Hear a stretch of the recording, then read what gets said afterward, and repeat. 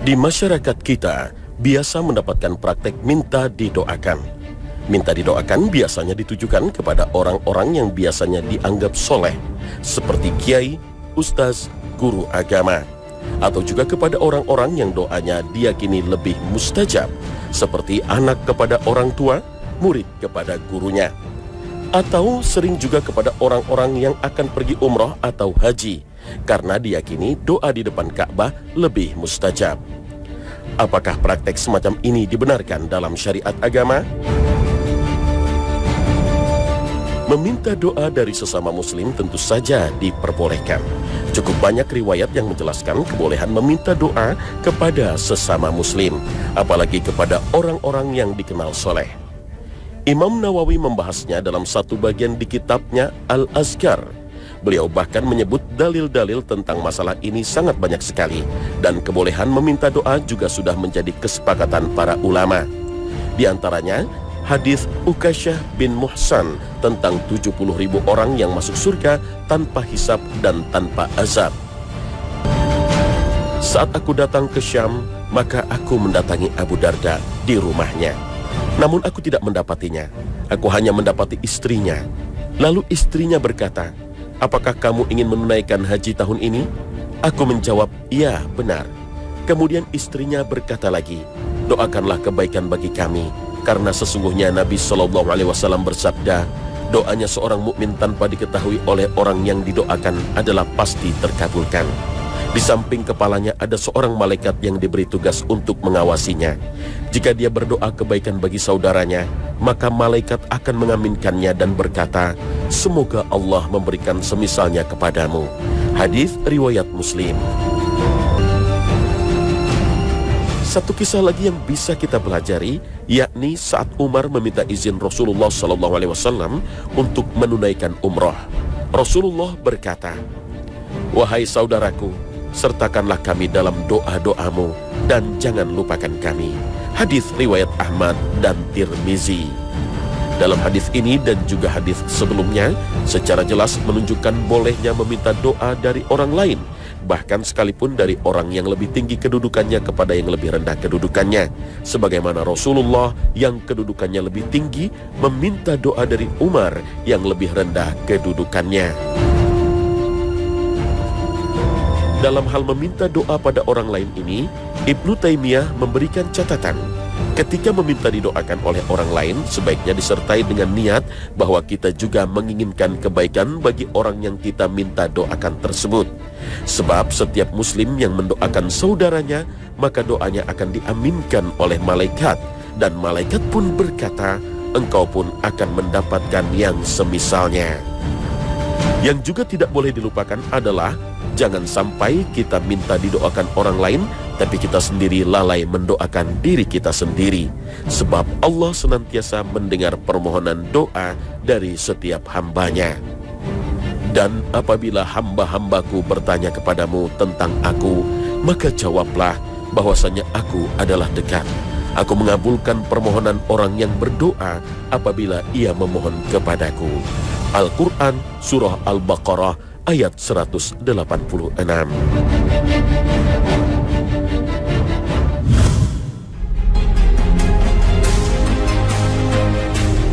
Pemirsa Khazanah, diminta atau tidak, mendoakan saudara seiman adalah hal yang dianjurkan.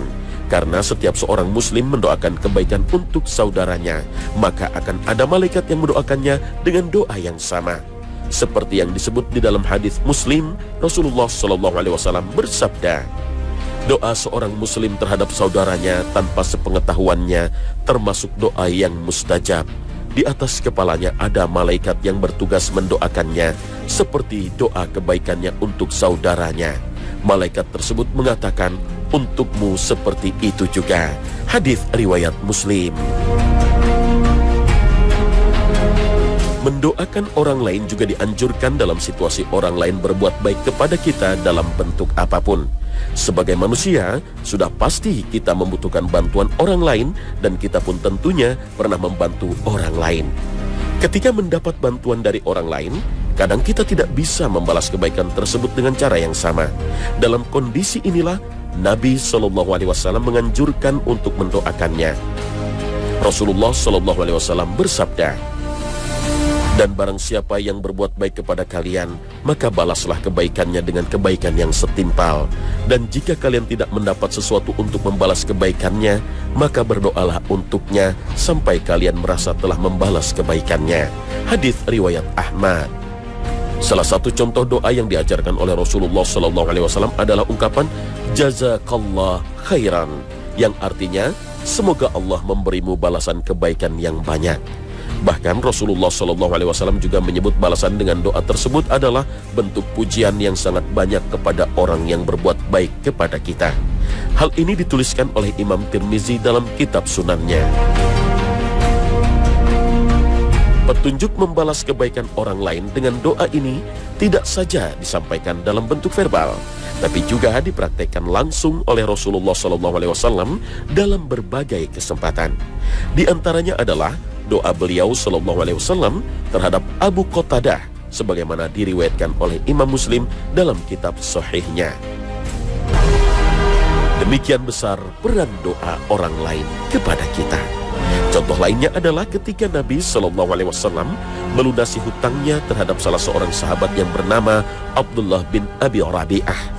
Nabi SAW mendoakan keberkahan pada keluarga dan hartanya. Hal ini diceritakan oleh Abdullah sendiri. Ia berkata, "Nabi SAW pernah meminjam uang dariku sebanyak 40.000. Lalu beliau diberi rizki harta. Maka beliau membayarkannya kepadaku seraya bersabda, 'Semoga Allah memberimu keberkahan pada keluargamu dan hartamu. Sesungguhnya balasan memberi pinjaman adalah ucapan rasa syukur dan pembayaran hutang.'" Hadis riwayat Nasa'i, Ibnu Majah, Ibnu Sunni.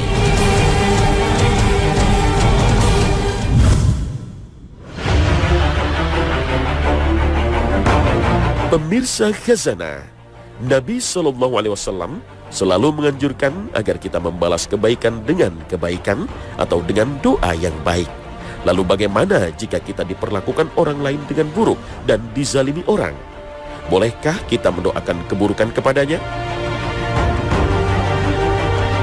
Yang perlu diperhatikan bagi kita adalah bahwa doa orang yang dizalimi termasuk salah satu doa yang mustajab atau mudah dikabulkan oleh Allah Ta'ala.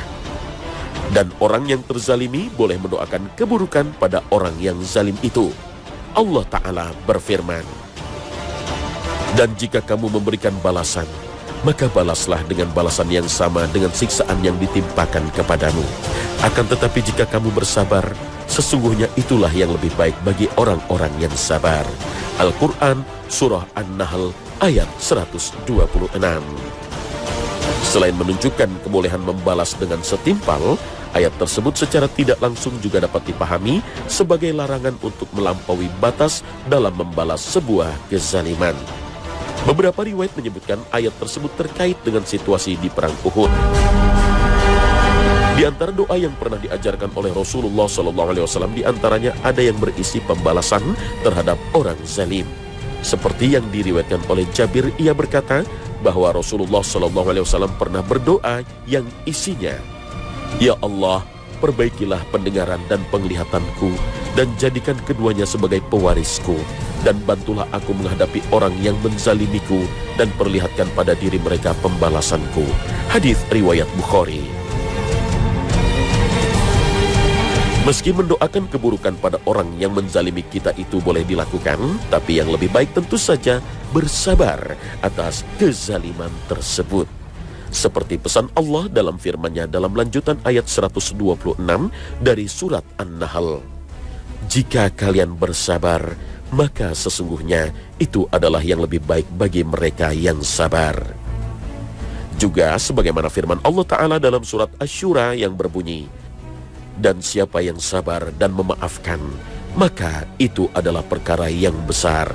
Al-Quran Surah Asy-Syura ayat 42. Dan yang terbaik lagi adalah berbuat baik dan mendoakan kebaikan terhadap orang yang telah berbuat zalim kepada kita.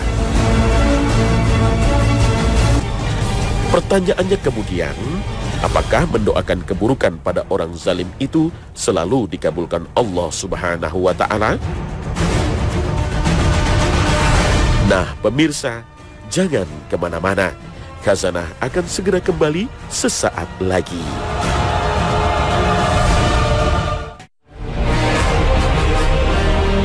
Pemirsa Khazanah, dalam kondisi normal, mendoakan keburukan sebetulnya tidak dianjurkan.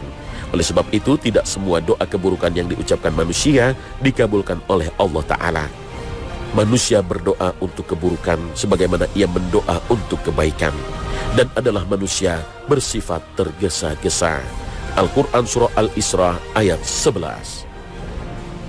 Terkait ayat ini, para ahli tafsir mengungkapkan bahwa doa buruk seseorang untuk dirinya, anaknya, dan keluarganya yang diucapkan ketika marah, yang sebenarnya dia sendiri tidak menginginkan akibat dari doa tersebut, maka dengan kasih sayang Allah dan karunia-Nya, Allah tidak mengabulkan doa seperti itu. Seandainya dikabulkan, mereka bisa saja binasa karena doa mereka sendiri. Termasuk doa yang bersumber dari Rasulullah SAW sendiri. Jika orang yang didoakan tidak layak menerimanya, maka doa tersebut akan Allah ubah menjadi kebaikan untuknya. Seperti kisah yang terjadi pada salah seorang anak Ummu Sulaim yang diceritakan oleh Anas bin Malik radhiyallahu anhu.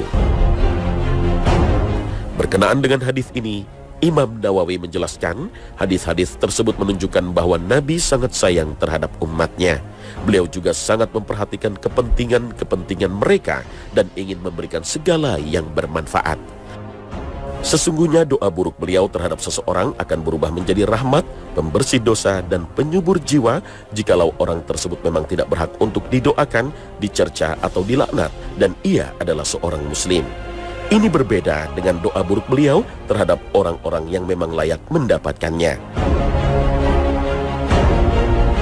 Mendoakan keburukan kepada orang lain padahal orang yang didoakan tidak bersalah termasuk tindakan kezaliman.